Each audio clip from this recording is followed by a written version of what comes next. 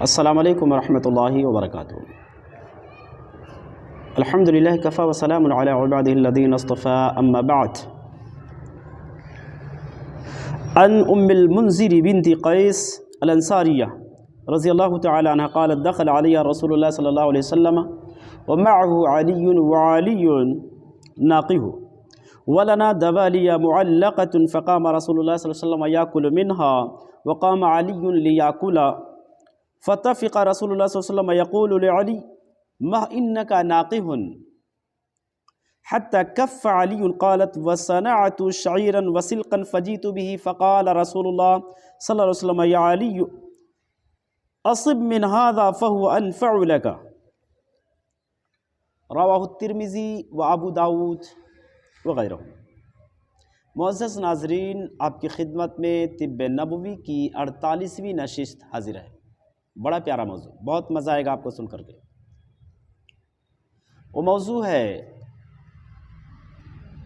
پرہیز کرنا شریعت کے نظر میں۔ پرہیز، چونکہ کوئی بھی مریض کسی ڈاکٹر کے پاس جاتا تو ڈاکٹر اس کو پرہیز بھی بتاتا۔ کچھ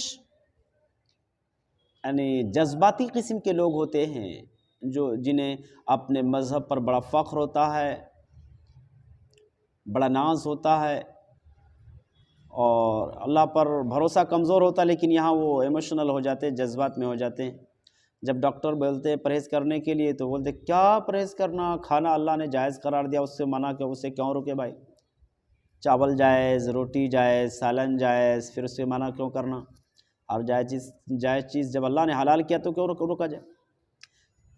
تو کچھ جذباتی قسم کے لوگ ہوتے ہیں، پرہیز نہیں کرتے، ان کی بیماریاں بڑھتی جاتی ہیں، کمزور ہوتے جاتے ہیں، لاغر ہوتے جاتے ہیں، دین کے معاملے میں بہت کمزور ہوتے ہیں، لیکن یہاں پر وہ بہت مضبوط ہو جاتے ہیں۔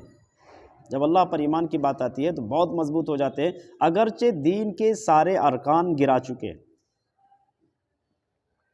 تو بہرحال آئیے دیکھتے ہیں کہ مذہب اسلام نے ہماری اور آپ کی اس معاملے میں رہنمائی کیا کی ہے، کیا پرہیز کرنا درست ہے یا نہیں۔ بڑی پیاری حدیث ہے۔ حضرت صحابیہ ہیں ام منذر رضی اللہ تعالی عنہ، ام منذر بنت قیس انصاریہ رضی اللہ تعالی، یہ کہتی ہیں کہ اللہ کے نبی ہمارے یہاں تشریف لائے، ومعه علی، آپ کے ساتھ حضرت علی رضی اللہ تعالی عنہ بھی تھے، اور حضرت علی رضی اللہ تعالی عنہ بیمار تھے، ان دنوں کمزور ہو چکے تھے بیماری سے۔ کہتی ہیں کہ میرے یہاں کھجوروں کا خوشہ لٹک رہا تھا، اللہ کے نبی اٹھے اور اسے توڑ کر کھانے لگے، چن کر کھانے لگے۔ حضرت علی رضی اللہ تعالی عنہ بھی اٹھے کھانے کے لیے۔ اللہ کے نبی نے کہا مہ یا علی، اے علی ابھی رک جاؤ۔ اللہ کے نبی نے حضرت علی رضی اللہ تعالیٰ عنہ کو پکڑ لیا اور کھانے سے منع کیا، کہا علی تمہارے صحت کے لیے یہ مفید نہیں ہے۔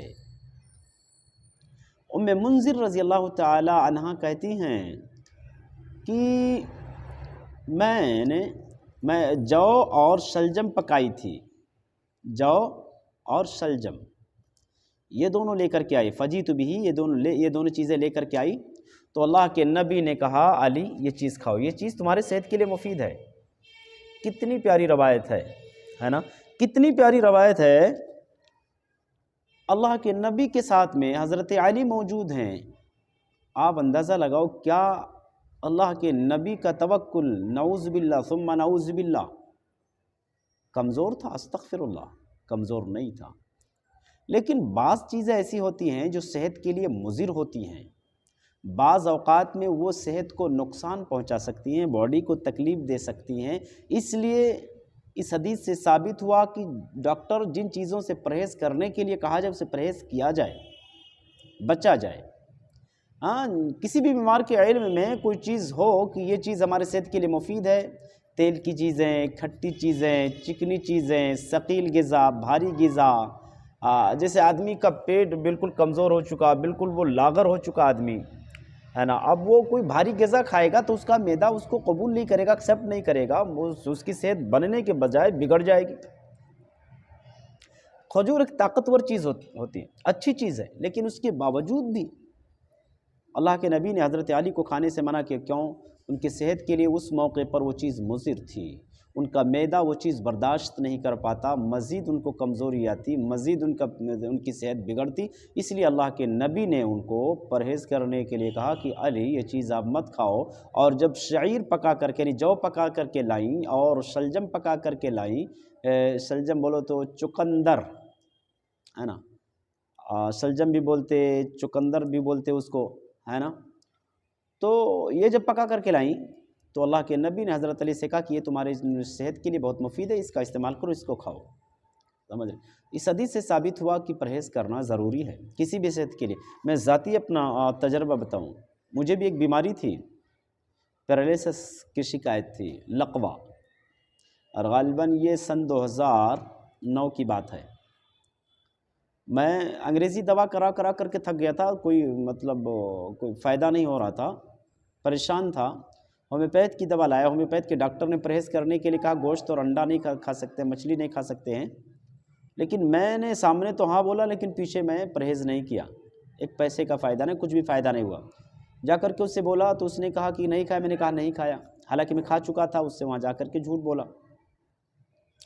اور جھوٹ بھی نہیں بولا، میں نے توریہ کا استعمال کیا تھا۔ اس نے بولا مطلب انڈا اور گوشت کھا کر کے کھائے ہیں، تو میں نے بولا کہ نہیں، یعنی اس موقع پر میں کھا کر نہیں آیا تھا، اس سے پہلے کھایا تھا، میری نیت میں تھا کہ میں کھا کر نہیں آیا ہوں، سمجھ رہے؟ تو سامنے والا مطمئن ہوگا، اس کو توریہ بولتے ہیں، جھوٹ نہیں بولتے۔ لیکن اس نے بولا اچھا یہ بتاؤ خوشبو استعمال کرتے؟ تو خوشبو تو میرے بدن سے پھوٹ رہی تھی، خوشبو لگایا ہوا تھا، میں نے کہا کہ ہاں خوشبو استعمال کر، تو ڈاکٹر نے بولا کہ خوشبو بھی استعمال مت کرو جب تک کہ آپ کو شفا نہ ملے۔ اس کے بعد اس نے دوا دیا اور میں لایا اور پرہیز کیا، میں نے سوچ لیا کہ شاید پرہیز ضروری ہے، میں نے پرہیز کیا گوشت، مچھلی، انڈا اور خوشبو سے، الحمدللہ بمشکل 4 سے 5 دن میں مکمل شفا رب العالمین نے مجھے دے دیا۔ تو پرہیز بھی ضروری ہے، دوا، پرہیز، رب العالمین پر توکل، یہ تمام چیزیں صحت کے لیے بہت ہی زیادہ ضروری ہے۔ بہرحال ہم اللہ سے دعا کرتے ہیں کہ بار الہ ہم تمام مسلمانوں کو بیماریوں میں مضر چیزوں سے اجتناب کی، پرہیز کی توفیق عنایت فرمائے، اور ہر قسم کی بیماریوں سے ہم تمام مسلمانوں کی حفاظت فرمائے۔ آمین۔ السلام علیکم ورحمۃ اللہ وبرکاتہ۔